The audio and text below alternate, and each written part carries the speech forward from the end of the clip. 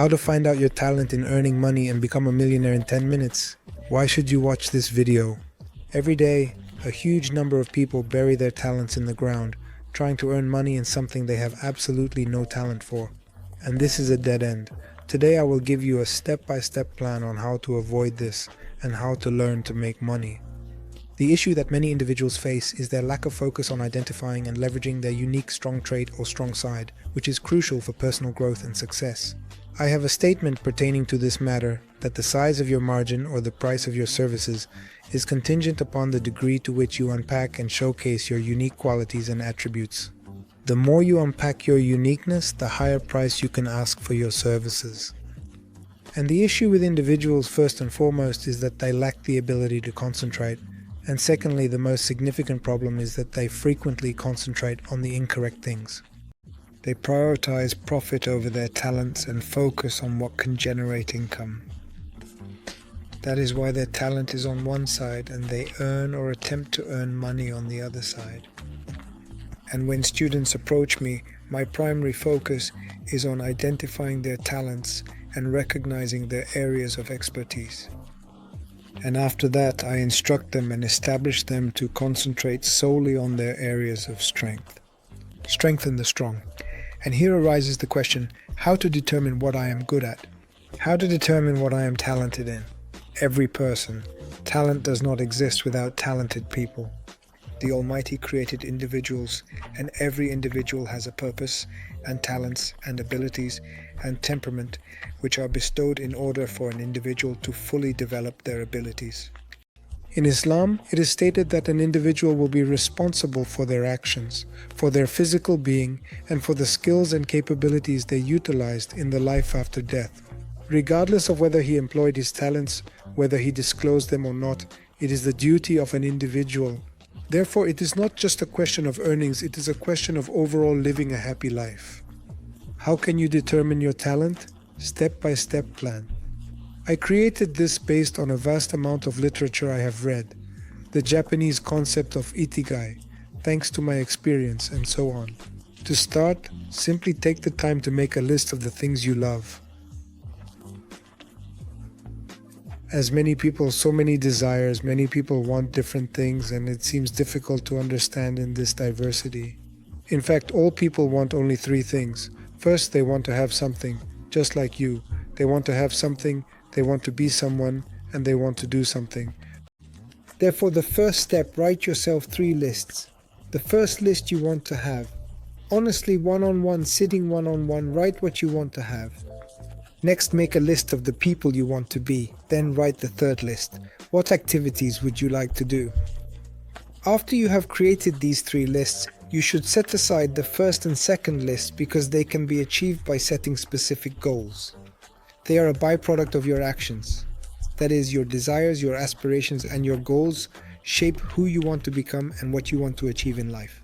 So you take the third list, ascertain what you want to do, and then you need to check if you are capable of doing it or not. So you should ask your loved ones, friends, and make a list of what they think you are good at. Make a second list of what you think you are good at. It is important to gather input from others and also reflect on your own strengths. And the third list is just a list of artifacts, different diplomas, awards, medals, for the reasons they were given to you, for the reasons you were given these medals, diplomas, certificates, and so forth. And from these 3 lists, when you combine them, you will gain an understanding of what is contained in each of these 3 lists. This is your area of expertise. We are discussing earnings, and to generate income, you must comprehend your passions, your areas of expertise, and the needs of others in order to make a living. Occasionally, a person develops a profound love for snowboarding and excels at this thrilling activity. But do individuals require this? You will not generate income on this, you will not earn on this. Consequently, you can do it in this manner. You have a passion for snowboarding.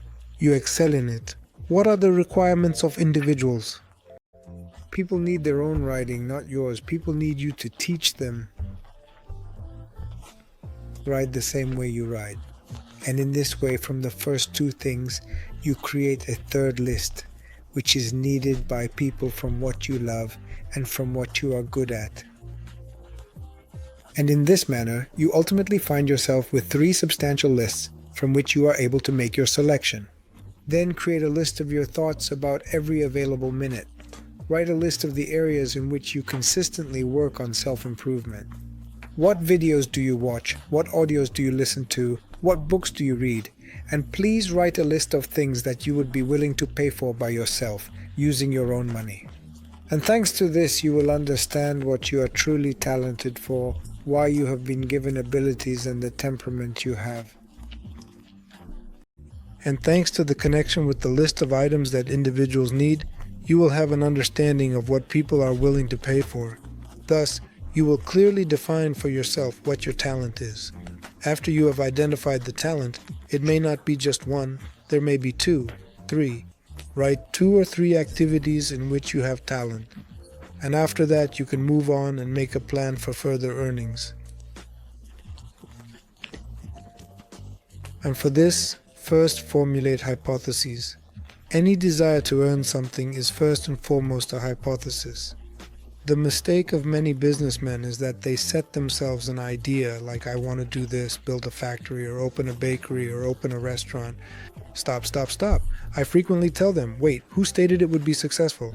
Well, they claim there are successful restaurants. I say, wait, every situation is unique. Here he has it, yes, but it's not guaranteed you'll succeed. Thus, it is important to question any of your ideas and consistently refer to each one as a hypothesis to maintain a scientific approach. Why is it crucial to designate any notion as a hypothesis? Because you do not have the exclusive rights to always be right and possess the certainty of infallibility in your ideas. Everyone makes mistakes, we all make mistakes, and we must minimize the consequences of our mistakes. To minimize consequences of mistakes, remove ego, otherwise we will not admit our mistakes. The problem is that when we say, here's my idea, I want to open a restaurant, we continue to deal with this restaurant even though it has long turned into a suitcase without a handle.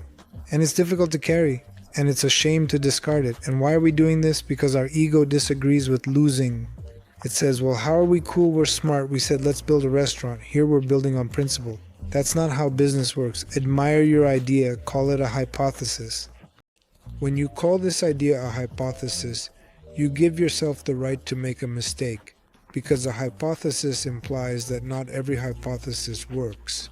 To achieve success, it is crucial to gracefully bypass your ego, moving forward with caution and a gentle touch, without waking him up, while also admitting his mistaken decision, if indeed it was mistaken. Well, if your hypothesis turned out to be true, and the metrics and numbers confirm that you are on the right track, then you just have to do one thing: strengthen the strong. Strengthen the strong.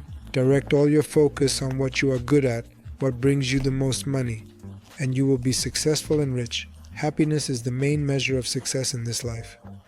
If you feel happy, the size of your business doesn't matter. After all, in the end, everyone wants to be happy. I have met many wealthy people in my life, but not all of them were happy. But I have never met a happy person who considered themselves unsuccessful.